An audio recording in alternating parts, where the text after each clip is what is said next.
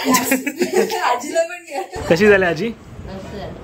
असं मोदक तयार करायचा. अशा प्रकारे आपला पहिला मोदक रेडी झालेला आहे. आता आपण आजीला पण घ्या.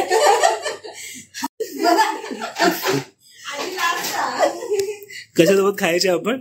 दुधात ना. नमस्कार मंडळी, मी मृणाली आणि आज तुमचं स्वागत आहे आपल्या नवीन रेसिपीच्या व्हिडिओमध्ये. तर आपण याच्या आधीच्या व्हिडिओमध्ये 7 कप्प्याचे घावणे कसे बनवायचे ते बघितले. त्याला तुम्ही खूप भरभरून प्रतिसाद दिला, त्याबद्दल सगळ्यांचे आभार. सासूबाईंनी जसे मला घावणे शिकवलेले तसे आज माझ्या मम्मीकडे आली आहे. बघूया आज ती आपल्याला काय शिकवते. तर मम्मी, आज आपण काय बनवणार आहोत? आज आपण बनवणार आहोत उकडीचे मोदक आणि नारळाच्या रसातल्या शेवया बनवणार आहोत. चालेल, मग आपण सुरुवात करूया. बघूया कशा बनवतात नारळाच्या दुधातल्या शेवया आणि उकडीचे मोदक. आपण इथे एक पातेलं घेतलेलं आहे. तर आता पहिलं काय करायचंय मम्मी?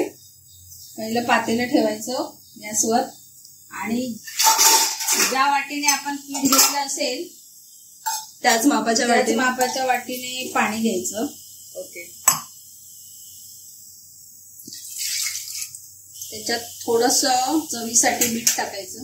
त्या पाण्याला उकळी आली की त्याच्यामध्ये पीठ टाकून ढवळून 5 मिनिटं ठेवायचं. जेणेकरून ते पीठ पटकन उकळेल.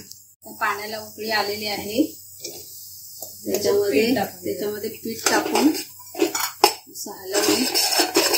गॅस स्लो करायचं की फास्ट करायचं? गॅस आधी स्लोच ठेवायचा आहे. स्लो गॅसवर असं झालं आपण वर झाकण मारायचं आणि गॅस बंद करायचा आणि नंतर मळायला घ्यायचं. आता मोदकाचं सारण आपण तयार करतो आहोत. पहिल्या प्रथम गॅस चालू करून त्याच्यावर कढई ठेवायची आणि त्याच्यामध्ये पहिला 1 चमचा तूप टाकायचं. आपण याच्यात तूप टाकलेलं आहे. मंडळी, आपण 7 कप्प्याच्या घावण्यासाठी जसं सारण बनवलेलं त्यावेळेसही मी सांगितलेलं की आपण मोदकासाठी जे सारण बनवतोय ना तसंच आपण 7 कप्प्याच्या घावण्यासाठी वापरू शकतो. तर आता सेम प्रोसेस आपण इथे फॉलो करणार आहोत. मोदकाच्या आतमध्ये पण सेम सारण घालणार आहे. पण हे सारण आपल्याला जास्त भाजून घ्यायचंय. घावण्याचं सारण आपण जास्त भाजून घेतलेलं नव्हतं. तर आपण आता 1 वाटी पिठाचे मोदक बनवतोय ना, तर आपण बाकी याच्यामध्ये पण सगळ्यामध्ये 1 वाटीचंच प्रमाण घेऊया. 1 वाटी खोबरं, त्याच्यात 1 वाटी आता आपण गूळ टाकणार आहोत.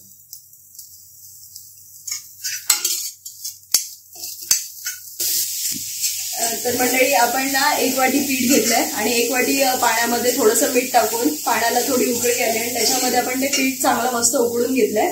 2 ते 3 मिनिटं फक्त आपण ते गॅसवर ठेवलंय आणि नंतर गॅस बंद करून त्याच्यावर झाकण मारून ठेवलंय. थोडा वेळ ते पीठ आतमध्ये चांगलं उकळलं जाऊ दे आणि त्याच्यानंतर मग आपण ते मळायला घेऊया.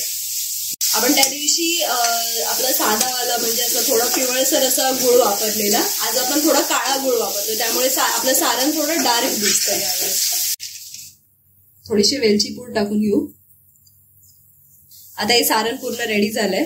आता आपण मोदकाचं पीठ मळायला घेऊयात. हे आता जे आपण सारण बनवलंय त्याच्यात आपल्याला हवं असेल तर काजूचे गर किंवा बदाम असं बारीक करून टाकलं तरी चालतं.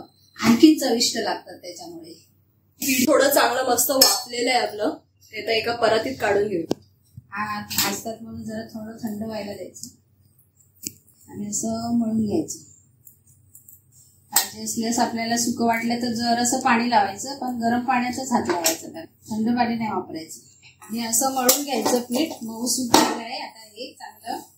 आता हे जे पीठ घेतलेलं आहे त्याच्यात अर्ध्या पिठाचे आपण मोदक करणार आहोत आणि अर्ध्या पिठाचे आपण शिरोळे बनवणार आहोत, म्हणजे दुधातल्या शेवया बनवणार आहोत. त्याच्यामध्ये सारण भरून ती पाती अगदी पूर्ण वाटीसारखी झाली पाहिजे.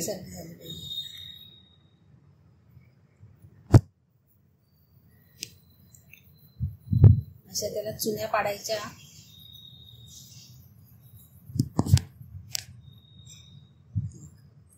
आणि नंतर मोदक पूर्ण बंद करायचा.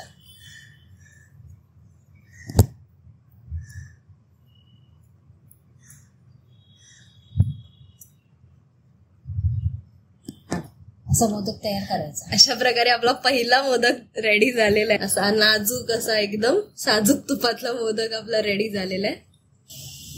अशा प्रकारे वाळी तयार करून त्याच्यात सारण टाकून अशा पाकळ्या तयार करायच्या.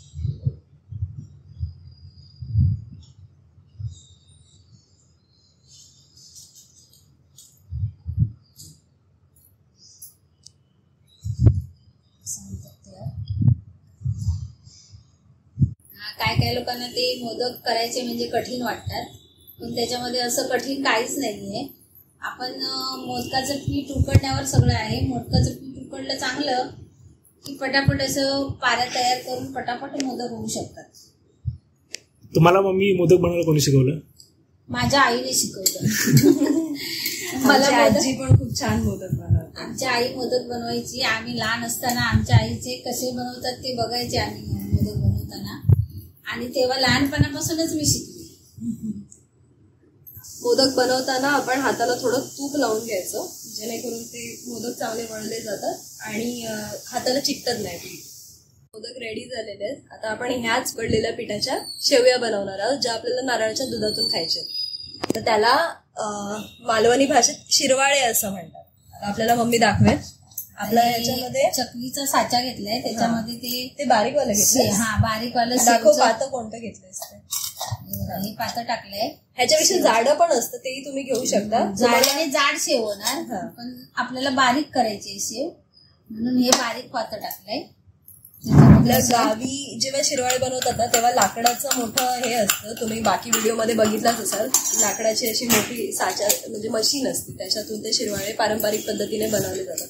आता आपल्या शहराच्या ठिकाणी ते पॉसिबल नाहीये, म्हणून आपला जो चकलीचा साचा असतो त्याच्यामध्ये शेवयांचं एक पातं असतं. त्याच्याने आपण आता बघणार आहोत कशा आपण शेवया काढायच्या.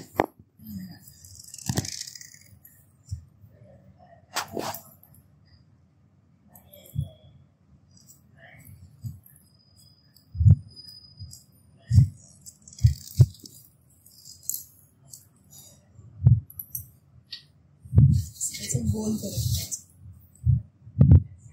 बोल ना, असं लांब ठेवलं तरी चालतं. उकडायला चांगल्या उकडतात.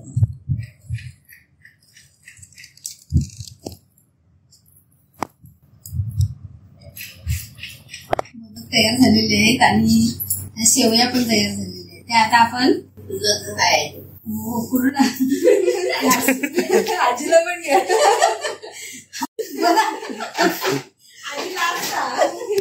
कशासोबत खायचे आपण? दुधात ना. दुधात ना. दूध तापवायचं आणि दूध प्यायसाठी घ्यायचा. तरी काय नाही तर नारळाचा रस करायचा.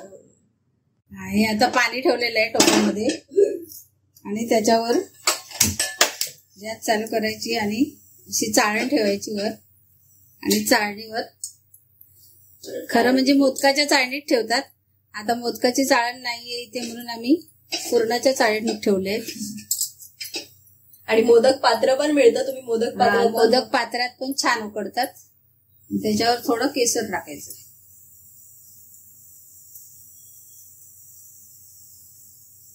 केसर ठेवलेलं आहे आणि केसर टाकून आता आपण वर झाकण ठेवून वाफवायचं. 10-15 मिनिटं वाफवले की मोदक आपले तयार. ही शेव जी आहे ती पण अशाच प्रकारे उकडायची.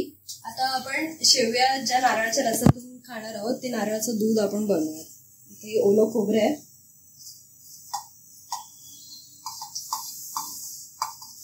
मिक्सरमध्ये थोडंसं पाणी टाकून आपण वाटून घेऊया. त्याच्यामध्ये जर असं पाणी टाक आणि फिरवून घेऊ मिक्सरला.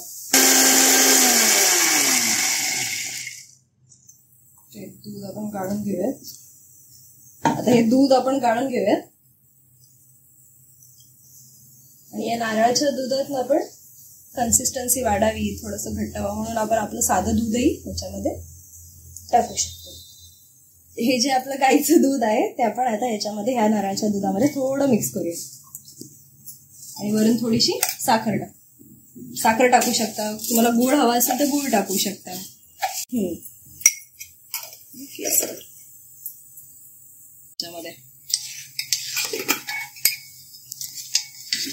थोडस गरम करायचं. अशा आता शेवया पण जसं आपण मोदक उकडले तसेच शेवया पण उकडत ठेवायचं.